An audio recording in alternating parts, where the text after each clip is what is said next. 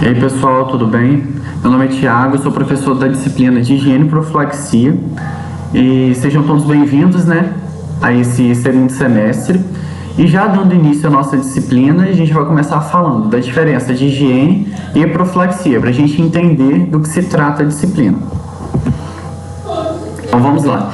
Higiene é a ciência que trata do conjunto de medidas destinadas à promoção e manutenção da integridade física e mental e social do indivíduo em seu contexto sociocultural, mediante a utilização de conhecimentos multidisciplinares. Ou seja, é a ciência que trata do conjunto de ações destinadas à promoção e manutenção da saúde. Que ações seriam essas? Seriam as medidas de higiene que a gente pratica no nosso dia a dia, como tomar banho, escovar os dentes, realizar a lavagem das mãos. Ou seja, essas seriam as medidas destinadas à promoção e manutenção da integridade física e mental. Mas como assim no seu contexto sociocultural? As medidas de higiene, pessoal, não devem ser aplicadas somente como medidas de higiene corporal. A higiene está relacionada a tudo no nosso dia a dia, como a higiene do nosso local onde nós vivemos, das nossas casas, higiene dos locais da sociedade, por exemplo, como saneamento básico, coisas do tipo. São todas medidas de higiene que vão proporcionar a promoção e a manutenção da integridade física e mental do indivíduo no seu contexto sociocultural, certo? A profilaxia é o mesmo que prevenção, ou seja, são as ações realizadas por um indivíduo para interceptar ou anular a instalação de micro-organismos causadores de doenças. Por exemplo, quando a gente vai fazer uma cirurgia, a gente toma um antibiótico profilático. O que seria isso? Seria um antibiótico que é administrado num paciente para evitar que ele venha desenvolver algum tipo de infecção. Ele não está tomando porque ele tem algum tipo de infecção instalada. Ele está tomando um antibiótico antes da cirurgia para evitar que micro-organismos possam se multiplicar no seu corpo, causando algum tipo de infecção, certo? Então, profilaxia é a mesma coisa que prevenção. São as medidas realizadas para prevenir o crescimento de micro-organismos e, futuramente, a evolução de uma doença. Quando a gente fala de higiene e profilaxia, a gente vai falar também de lavagem das mãos, que é uma das medidas mais simples e básicas, mas também uma das mais importantes na prevenção da transmissão de micro-organismos que causam infecções. Então, pessoal, a lavagem das mãos com água e sabão é um dos procedimentos mais simples e mais eficazes na prevenção e controle das infecções. Qual é a finalidade? A retirada da flora transitória e alguns micro-organismos da flora residente das mãos, a remoção de células escamativas, pelo, suor, sujidade.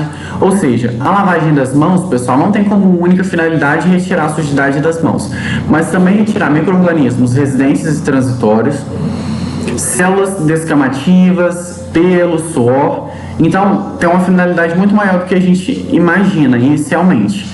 Mais para frente eu vou explicar para vocês a diferença de micro-organismos residentes e micro-organismos transitórios.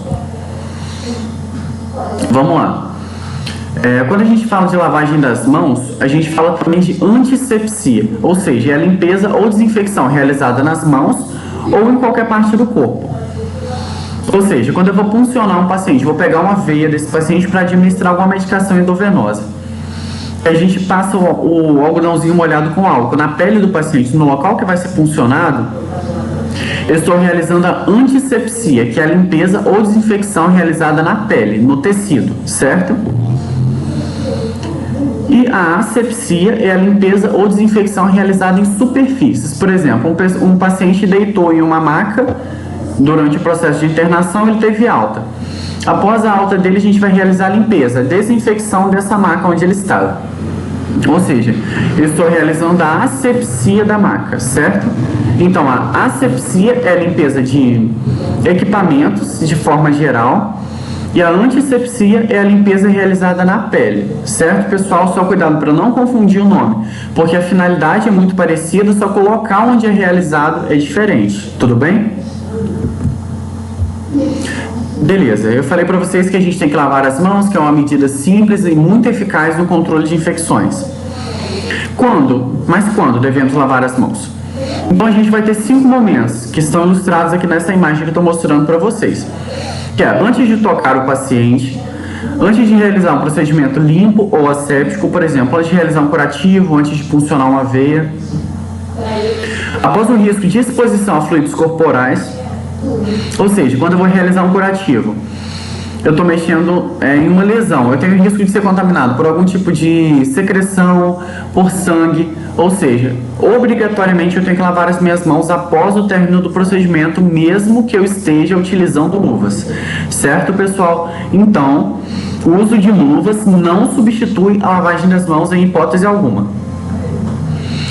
Após tocar o paciente, ou seja, eu só fui lá aferir a pressão do paciente. Eu não tive contato com nenhum material biológico, não tive contato com sangue, secreção, nada do tipo. Mas, obrigatoriamente, eu tenho que lavar as minhas mãos após tocar o paciente, certo?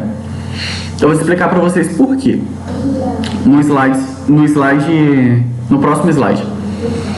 E após tocar superfícies próximas ao paciente, ou seja, às vezes eu vou até o quarto do paciente, não necessariamente eu encosto no paciente, eu só troco a medicação, por exemplo. Só que os micro-organismos que crescem no paciente, eles crescem também em superfícies próximas ao paciente. Ou seja, mesmo que eu não toquei no paciente, eu toquei em uma superfície próxima a ele que pode ter algum tipo de micro-organismo crescendo. Ou seja, eu devo obrigatoriamente lavar ou higienizar as minhas mãos, certo? Agora, já que eu falei lavagem das mãos e higienização das mãos, eu vou falar para vocês a diferença entre um e outro. A lavagem das mãos é realizada em caso de sujidade aparente, certo? Ou seja, se eu tenho, por exemplo, eu acabei de realizar alguma administração de algum medicamento, a minha mão está suja de pó, de luva. É uma sujidade aparente, eu consigo ver o pó da luva na minha mão. Eu não posso passar o álcool por cima. Imagina só, a gente passando álcool em cima da mão cheia de pó de luva. Vai virar uma meleca na nossa mão. Ou seja, em caso de sujidade aparente, a gente obrigatoriamente tem que lavar as mãos, certo? E a higienização das mãos é realizada com álcool e ela pode ser realizada sempre que não houver sujidade aparente. Ou seja, eu só fui até o quarto do paciente e troquei a medicação.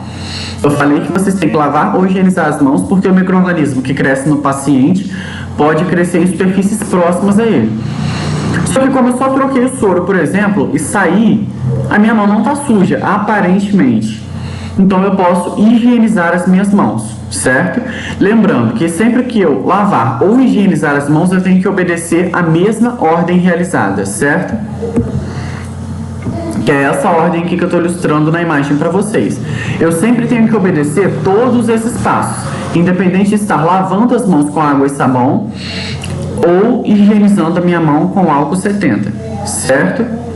Então, independente de lavar as mãos ou higienizar as mãos, eu tenho que obedecer esses mesmos passos ilustrados aqui nessa imagem, tudo bem? Então, como eu havia falado para vocês lá em cima, que a lavagem das mãos tem como objetivo tirar parte da flora residente, o que seria essa flora residente? Seriam os micro-organismos que residem em seu local de origem, sendo no organismo ou no ambiente. O que seria isso? Eu tenho um micro-organismo que cresce nas minhas mãos. Esse micro-organismo ele é natural, é comum que esse micro-organismo cresça nas minhas mãos. Ou seja, ele é residente nas minhas mãos. Mas vamos pensar, eu coloquei a mão na boca, esse micro-organismo que estava nas minhas mãos acabou migrando para a minha boca e começou a crescer na minha cavidade oral. Ou seja, o micro-organismo que antes era residente, que vivia na minha mão, que era o local de origem dele, onde ele deveria realmente crescer, ele migrou para a minha boca e começou a se multiplicar na minha cavidade oral. Ou seja, o micro-organismo que era residente nas minhas mãos, ele passa a ser transitório na minha boca, porque a minha boca não é o local de origem dele. Ele migrou do seu habitat natural, que eram as minhas mãos, e foi agora para a minha boca, certo? Então a flora transitória são os micro-organismos que saem do seu habitat natural e migram para qualquer outro local que não é o seu de origem. Não necessariamente esses micro-organismos vão estar no nosso corpo. Por exemplo, eu tenho um micro-organismo que é natural de crescer nos vasos sanitários. Aí eu vou ao banheiro, saio do banheiro e não lavo as minhas mãos. Ou seja, agora eu tenho um micro-organismo que pertencia ao vaso sanitário nas minhas mãos, que pode vir para a minha boca, que pode ir para qualquer parte do meu corpo, certo?